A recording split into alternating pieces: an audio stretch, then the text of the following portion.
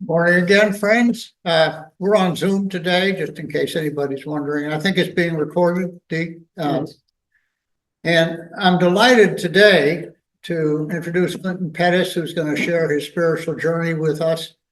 I have come to know Clinton a lot better since I became clerk, I'll say that, and very appreciative. A man of quiet demeanor, but many words, and I'm very much looking forward to hearing from him. So Clinton, thank you so much, and it's all yours. Thank you. Spiritual journey. I see a religious journey as a system of beliefs, rituals, and doctrines shaped by traditions and institutions, providing moral guidance and understanding from a perspective. In my early life, that perspective was a Protestant one, and I'll say some more about that as I go on. The spiritual journey to me is about my personal experiences, my self-discovery, and my self-examination, those things that connect us to something that is greater than we are. I call them the spirit, the divine. I call them sometimes the universe. So let me share a little bit about my religious journey. I spent many years being a member of and worshiping the less restrictive American Baptist Convention than in the more restrictive Southern Baptist Convention. And these are defined in terms of which had more of an open outlook on life. And so if we were Baptist, we would be able to say that we are more aligned with the American Baptist than with the conservative Southern Baptist tradition. As a child, I attended Sunday school 4 or 5 times a month at Sharon Baptist Church, where I studied the Bible and learned to recite scriptures. Once a month, an itinerant preacher would preach at my church. I didn't like preaching, but the goal seemed to have been to determine how many people would get happy rather than something that in my who I am says I would rather you appeal to my intellect than to my emotion. But the thing about it is when people got up, I don't know if you know what shouting is, but yes, as a child, I was frightened. And that has been with me throughout my life. One of the things I loved, and it probably shocked George this morning, when we had music, because people always say, do you have music? And we say at Third Haven, we do, it's at the end. At Stony Run, Baltimore Stony Run, it was at the beginning. And so music is a part of the life of many a Quaker meeting. In any case, I love the music, and on Sunday mornings, on first day, my parents would always turn on the radio, and there was all this good gospel down-home music, Five Blind Boys, and all these people that you probably never heard of, but you have heard of Mahalia Jackson. Those people were there also as they went. And so music has been a part. I can't sing, as somebody you probably know, but I enjoy it. And so we don't have to be able to do something in order for us to enjoy it. I was baptized at the age of 12, and as far as I know, every child in our household was baptized at the age of 12. Talk about the whys and wherefores, but you may be interested that I was baptized in a stream that was within walking distance of the church. And that stream welcomed not just us, but other creatures, snakes and leeches and things of that nature. And there were some good things there also. I bet you'd be surprised to know that I was invited to be a deacon, one of the lay leaders in my church later in life. I rejected the invitation. Even more surprised, you probably would to hear that I was recruited to attend a Baptist seminary while I was an undergraduate at Virginia State University. I turned that down also. When we moved to Pennsylvania in the early 1990s, I no longer belonged to a worship community, but spent a good bit of time going to different houses of worship because we had a university choir and they would go places to sing and I would like to be there with them. I attended memorial services and weddings and those kinds of things in different worship houses. And I also had the opportunity to serve as a speaker in many of those from time to time. It was in Pennsylvania that I was really introduced to the Religious Society of Friends. One of our daughters attended Westtown Friends School. She had never been in a large school. And so when we got to Pennsylvania, we took her around to see the schools. And she saw how large they were. She says, I'm not going there. So we began the search for a school. You may say that was wrong. I still don't think so. But when you start looking around for a place, you look for a place that makes you feel that you belong there when you get there. And we found Westtown Friends School. And so she was fortunate enough to attend there. I went to Pennsylvania because I took a job at Cheney University of Pennsylvania. You may not have ever heard of it, but it's one of the 14 state universities in the Pennsylvania system. I went there as an academic officer, resigned from there as the president. Cheney University bears a real relationship to who we are because it was founded as a result of a bequest from a friend named Richard Humphreys. Back in 1837, Cheney University was established as the African Institute. And it was because Humphreys believed that people of African descent could learn, which some people acted as if they could not, but could also be teachers. And so it has spent much of its existence teaching people how to be teachers. While we were in Pennsylvania also, one day Catherine said to me, I'm going to Inquirers Weekend at Pendle Hill. And many of you who are friends know about that. But she ended that sentence by saying, and you're going to. This led to I was really fascinated by it. I went as a scholar. I came away as a convinced, I will put it that way. This led to our becoming members of the Religious Society of Friends at Wilmington Monthly Meeting. I think we both felt that spiritually we had been Quakers most of our lives, and that now we were making it official. A few years after becoming Quaker, I had the honor of being a co-leader of an Inquirers Weekend at Pendle Hill. During my religious journey, I've been a recorded member of Wilmington Monthly Meeting, where I served on the Finance Committee, the Baltimore Monthly Meeting Stony Run, where I served on Ministry and Council, a little bit of a twist on our worship and ministry, on the Finance Committee and the Funds Review and Use Committee. And as a member of Third Haven, as some of you probably know, I serve on the Worship and Ministry Committee and assist with technology to the best of my ability. I served on the Supervisor Committee and the Manual of Procedure Committee for Baltimore Yearly Meeting, and have led several workshops, retreats, and so forth at annual session and other times. I'm active in and have led workshops and plenary sessions and so forth for Philadelphia Yearly Meeting and Friends General Conference.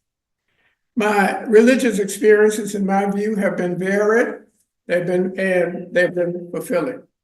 Some of the events I described, including personal experiences, however, and they may, I hope, help you to understand how I ended up interpreting some of what I call my spiritual identity and my spiritual journey. So let me talk a little bit about that. Typically, I do not dwell on past experiences, but certain experiences in my life have connected to me in a way that is different from other kinds of events. And some of those, I think, have connected me to the spirit, to the divine, and to the universe, as I would state them. You may be interested to know what my favorite books are. My favorite books are The Prophet and Jonathan Livingston Seagull. Jonathan Livingston Seagull is an allegory about personal growth, freedom, and excellence, urging us to break free from societal norms and follow our passions. Themes in the book are self-discovery and personal growth, freedom and individuality, perseverance and determination, transcendence, and spiritual enlightenment. The prophet, on the other hand, discusses various aspects of life, including freedom, love, children, friendships, talking, work, joy and sorrow, and good and evil. It features a prophet who provides answers to questions from his people as he prepares to leave home. For example, about marriage, he says, love one another, but make not a bond of love. Let it be a moving sea between the shores of your souls, and stand together, yet not too near together. For the pillars of the temple stand apart, and the oak tree and the cypress should not grow in each other's shadow. I think that's so beautiful. Regarding children, he says to my children, you may give them your love, but not your thoughts. You may strive to be like them, but seek not to make them like you. Thank goodness you're not like me. One of my favorite books is about, one of my favorite plays, I'm going to go on to that, is A Man for All Seasons. It is about a moral and political conflict. Sir Thomas More, who is the protagonist in the book, did I get that right instead of the antagonist? Faces pressure from the king to support the king's divorce and remarriage. More's unwavering principles led to his resignation, imprisonment, and execution, demonstrating his integrity and his refusal to compromise his beliefs. I talked about Sir Thomas More and A Man for All Seasons at my inauguration. And I talked about how his daughters, the last hope of getting him to change his mind and to yield on his principles, and he did not.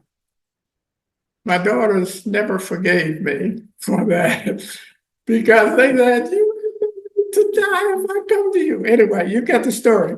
So, going on, when I was in first or second grade, my parents were sharecroppers. The landowners discovered that my older brother was not going to help on the farm one summer and would work elsewhere to earn enough money to go to college. Consequently, my family was told that they would have to move. In Southside Virginia in the late 1940s or early 50s, I don't remember, I don't put dates on things too well, so somewhere in there, it was uncommon for a family of African descent to decide that they were going to send their children off to college. Most of the sense of things is your children should be what you are. You are sharecroppers. They too should be sharecroppers. So what my parents did went against the norms of the time and place. And so we were kicked off the farm. That's one of the earliest memories I have. And I'm saying I don't dwell on, but that one stayed with me. And I remember the exchange between my parents, principally my mother, and the landowner. So even as a child, I think I wondered what's going to happen to us. But my parents found a landowner who was of African descent and owned a farm back in the woods that took them in. We moved into a house there that was bigger than one I'd ever been in, I'm sure, that had a library, a room devoted to books. I had never seen that before in my life. A big dining room. We never had one of those. A huge porch and more and better bedrooms than I had ever seen. One of the stipulations, however, was that the landowner, who was a female, was to live in the house with us. And how does this relate to my spiritual journey, you may ask? The act of my parents led me to understand that there are times when we need to risk everything for something that we truly believe. And I think that's what they believe. They believe that their children should go to college. There are 8 children, all of them did. And so I'm forever grateful to my parents for that. So they did that which was unpopular for both people who were categorized as Black and those who were categorized as white didn't support my parents. I learned from this that having integrity, something that we as friends talk about, is extremely important. And I'll just share with you, this is not written in there, but about a month ago, I got word from the General Secretary of Friends General Conference that Friends General Conference is going to join the suit involving immigration. And I just wrote and said, thank you for sharing this. And I don't remember the exact words, but he wrote to me and said, I don't know if you know, but people know you to be a man of integrity. And I almost cried because I take great pride in trying to be just that type of person. The owner of the house where we lived, I called Grandma Baskerville. She was old enough to be a grandmother, and both of my grandmothers had died at an early age, and so I never knew. In any case, she and I bonded rather quickly. But after a couple of years, she became very ill and bedridden. And so I didn't get to see her often, and I certainly missed her. One day before church, before we headed off to church, my mother told us that Grandmother Baskerville wanted to see us. And so she was sitting in the dining room. And boy, I was very glad because as a child, I thought she must be well now. She's going to be all right. And so we went in and said, bye, going off to Sunday school, whatever. And she smiled and so forth. But at some point, as I walked out the door, I looked back and she was crying. And I didn't understand that and didn't know what to do, but folk were saying, come on, we gotta go, we gotta go. We learned while at church that she had passed away. It was my first experience with loss. As a child for many years, I thought there was something I could have done or should have done to keep her alive. That was a significant part of, to me, my spiritual journey, because I thought I had let her down. Little kid, but that's the kind of thing that we do. I realized that she probably was weeping because she knew her time had come. And so over the years, I looked for comfort for that and all the other people who have passed away in our lives. You live in a retirement community and you get to know people and they leave you through death. Catherine and I, in this first 5 months of this year, have attended six, and are headed this next weekend to our 7th memorial service. In any case, over the years, I've found comfort in a couple of things that I will mention to you. Chapter 3 of Ecclesiastes of the Bible, which I will paraphrase to say, to everything there is a season and a time to every purpose under the heaven. A time to be born and a time to die, a time to plant and a time to pluck up that which is planted. And I will go on to add a time to know the special love that comes from a grandma, a time to see her cry, and a time to wave goodbye. Also, I found comfort in James Weldon Johnson's poem, Go Down Death, known as a funeral sermon, and which gives us a reason for hope even in death. I will paraphrase this also, but begin by being true to the verse. It says, weep not, she is not dead. She's resting in the bosom of Jesus. Heartbroken little boy, weep no more. Grief-stricken as you may be, wipe your tears and weep no more. She's only just gone home. Spiritual journeys inevitably mean that we will experience loss along the way. That the first loss simply warns us that more will come. Some people become accustomed to the losses. I'm not one of them, where everyone seems as if somebody is taking a piece of me with them. That's both good and bad. There are a couple more things I would like to mention as having considerable influence upon who I am today. One of those was my military career, believe it or not. I was commissioned as a second lieutenant when I graduated from college. We were in the middle of a war in Vietnam, so it was clear to me there was a high probability that I would be assigned to serve in Southeast Asia. I've often heard the expression, war is hell, but I would say to you that that is an understatement.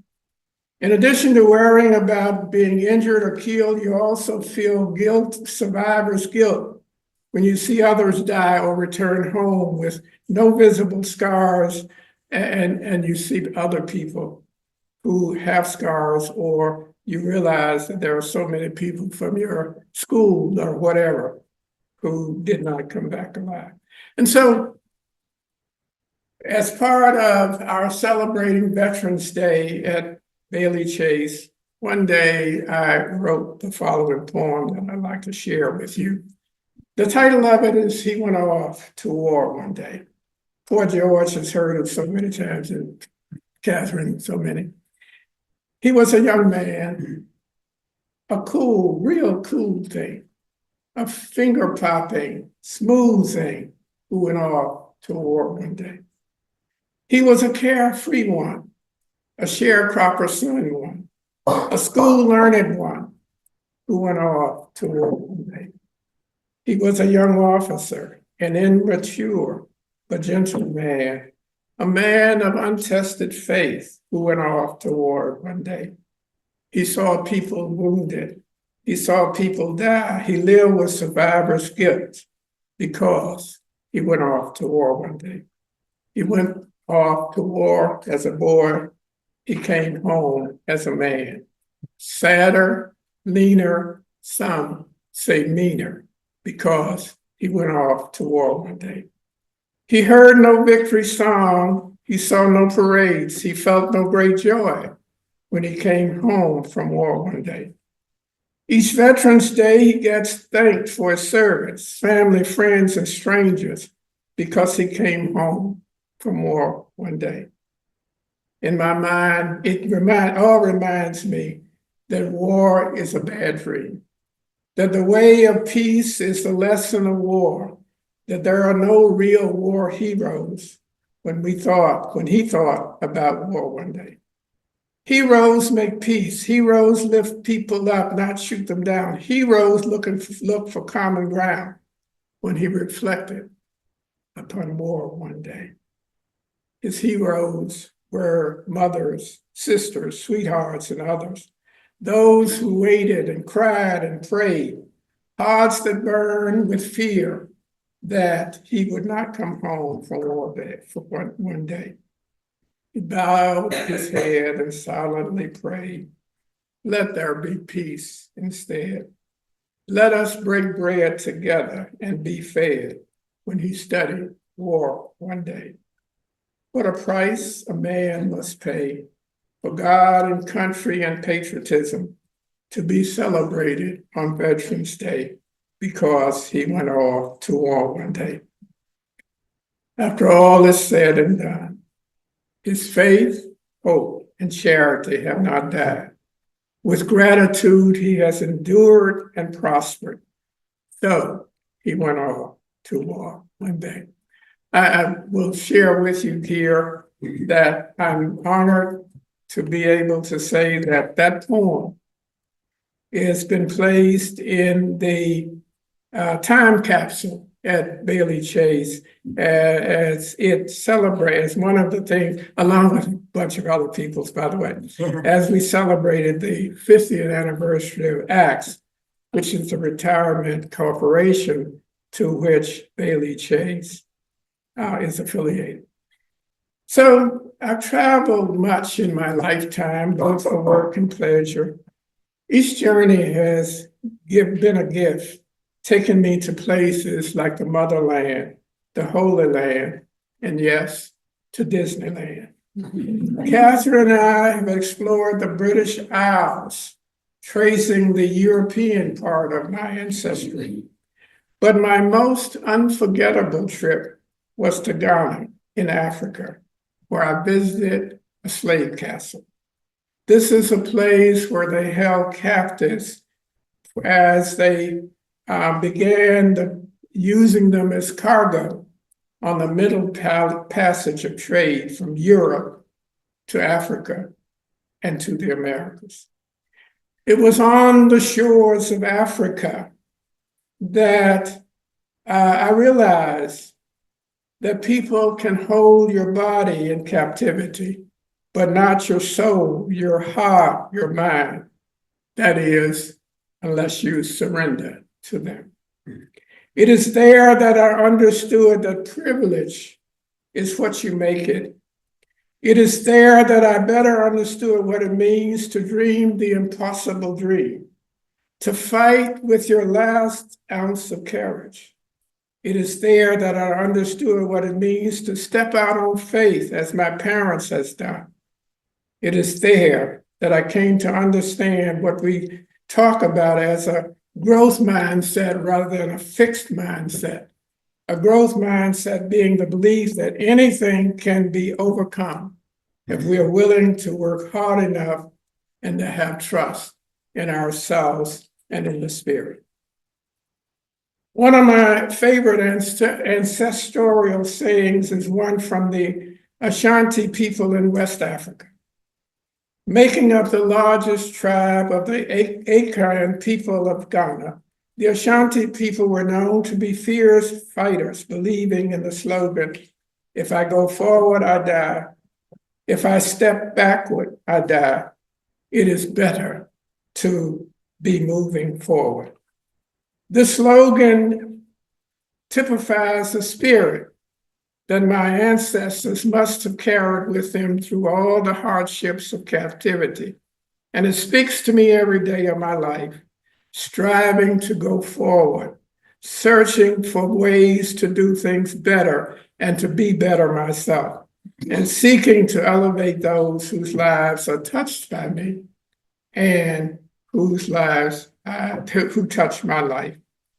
At the core of my spiritual journey, there have always been my family, my parents, 2 older brothers, 3 older and 2 younger sisters, our daughters, our granddaughter, and people like Grandma Baskerville, and my in-laws and schoolmates and all of those people that I have met along the way. And I want to tell you that when I was in Ghana, I had the privilege of experiencing the stooling, or what you may call the crowning of a Queen Mother. I took advantage of a celebration of my mother's 90th birthday to borrow from my ancestors in Africa to proclaim her a Queen Mother of the Moss Pettus family. On that occasion, I said to my mother and about my mother, you taught so many of us who are gathered here today not to think of wealth in terms of material possessions as much as in terms of people who care about you and upon whom you can depend to stand beside you through difficult times. You've been a trusted and wise member of our immediate family and this extended family longer than anyone gathered here today. You possess and share greater personal knowledge of the traditions and lineage of our people than anyone here. And you have played a vital role in ensuring that each one of us has lived a healthy, safe, and reasonably happy life. This, my dear mother, is the stuff of which Queen Mothers are made. I hereby proclaim you Queen Mother Julia, and I placed a colorful but simple shawl upon her shoulders. More than 20 years later, on February 29, 2024, I placed that same shawl upon Catherine's shoulders. And it occurred because we were given the opportunity to make a presentation at Bailey Chase. The presentation which we made was during Black History Month and was entitled Sights, Sounds, and Stories. It included attire and artifacts we own from and about African people and about people who are categorized as of African descent. I met Catherine in college, and she's been part of my life for almost 60 years. 55 of those she has suffered as being my spouse. Her biggest flaw is that she tends to spoil children and pets, and they in turn spoil her. She's like a North Star in my spiritual journey. Or you probably see her as I do, as calm and of considerate nature. What you may not know is that she is not so calm or considerate if she thinks you mistreated one of her daughters or her granddaughter. And sometimes she feels that way about me also. We have had many young people whom we have taught or who are friends of or the spouse of one of our children. There are so many of them that sometimes I forget someone's name and inquire, and you see there are lots of them, and inquire about the one who lived in such and such city, like Chester, Virginia, or the one who loves grits, which I've never eaten, or is worse at telling jokes than I am. They all know who I'm talking about. Or the one who gives me samples of eye drops because I suffer with dry eye.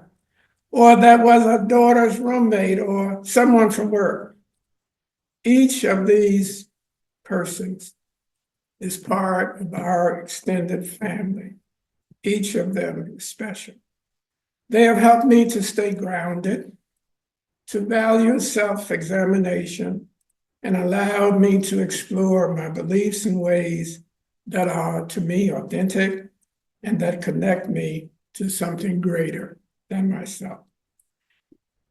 I hope that telling you about my spiritual journey has led you to understand that there are many things that are important to me. Some of them you probably gathered from my presentation, but I want to be clear and share with you a list of them. At the top of that list is integrity. That is, doing the right thing as I understand right, even when it is inconvenient, unpopular, or challenging.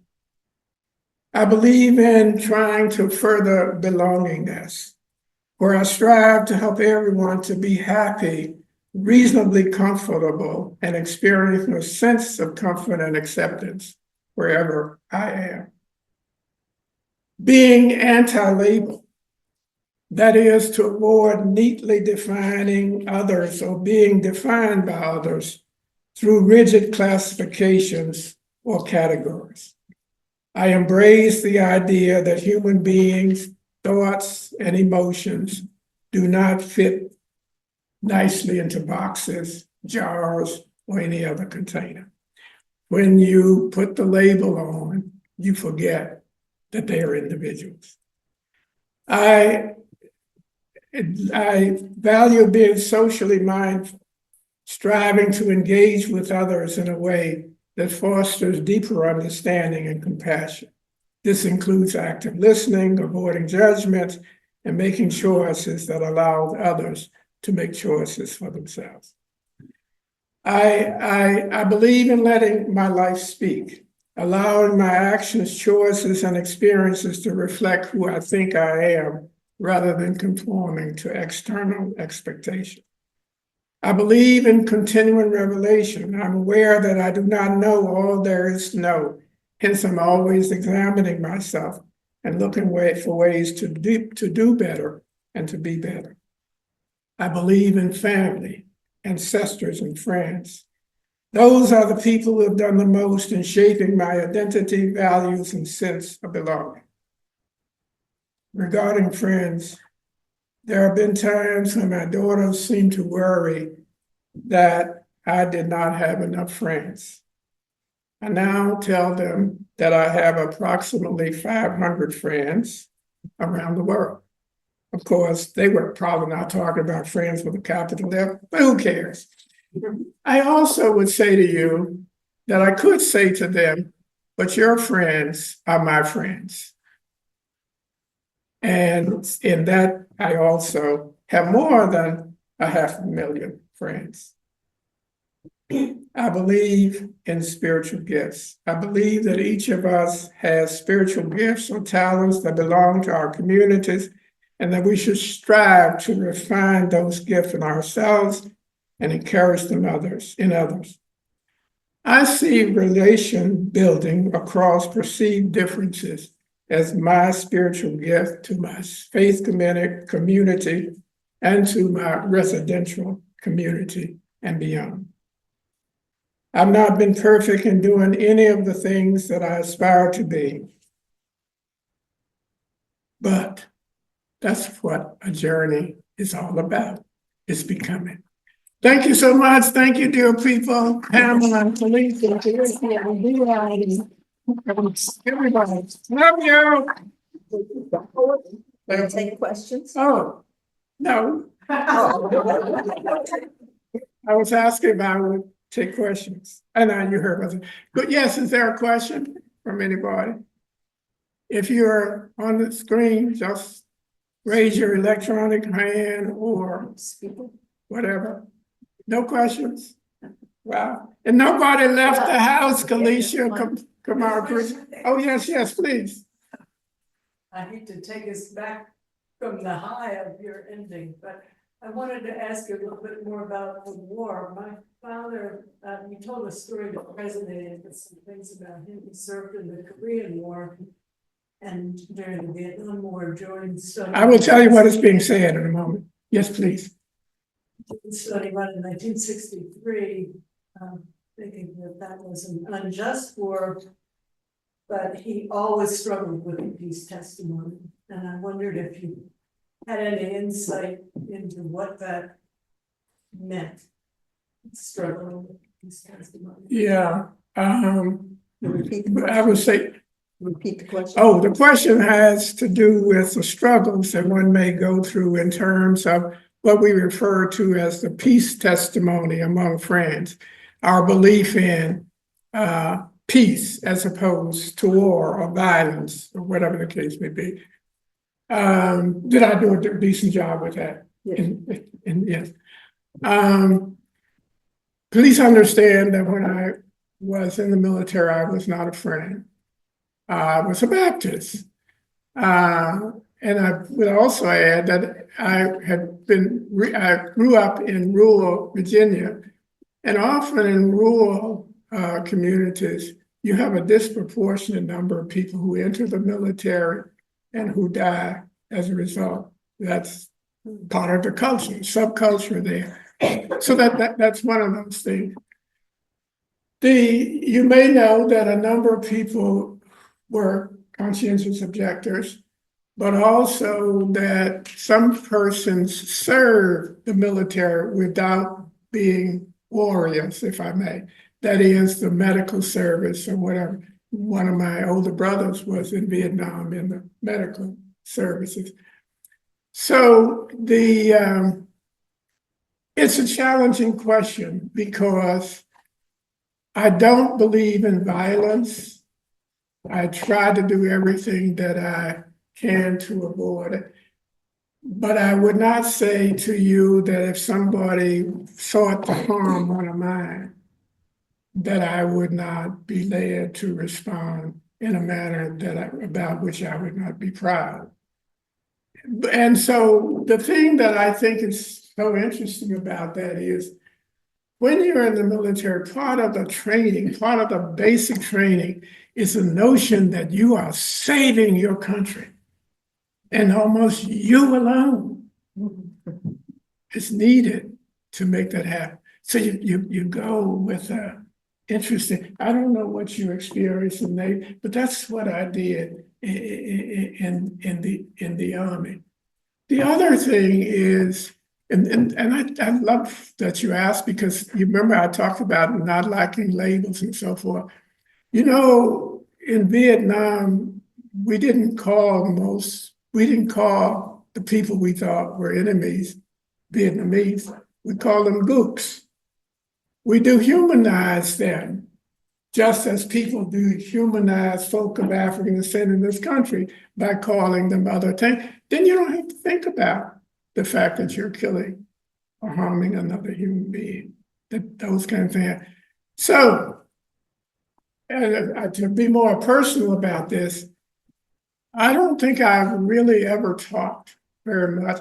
That poem I wrote was probably the longest conversation I had about being involved in war. You come home, you don't talk about it, you think somehow it will go away. But I also tell you, one day I was at a house drinking coffee, tea, or whatever, with a group of people, all who had been to Vietnam.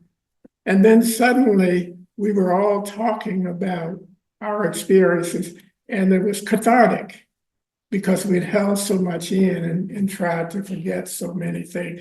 Sorry I couldn't do better, but I gave it my best. It is one of the most difficult things, I think, there is for one to go through when you remember what I said about war. That's truly how I feel. And I think you wonder how people who've actually been in that cannot find ways to avoid. One of the things I had also intended to share, when I was in Vietnam, shortly after I got there, or shortly before I got there, something called Tet ended. And that's a holiday. And for 3 days, nobody fired a shot. So throughout my stay there, I was going like, oh, and Christmas, the same kind of thing, 3 days. I was thinking, hey, if you can do it for 3, how about for 6?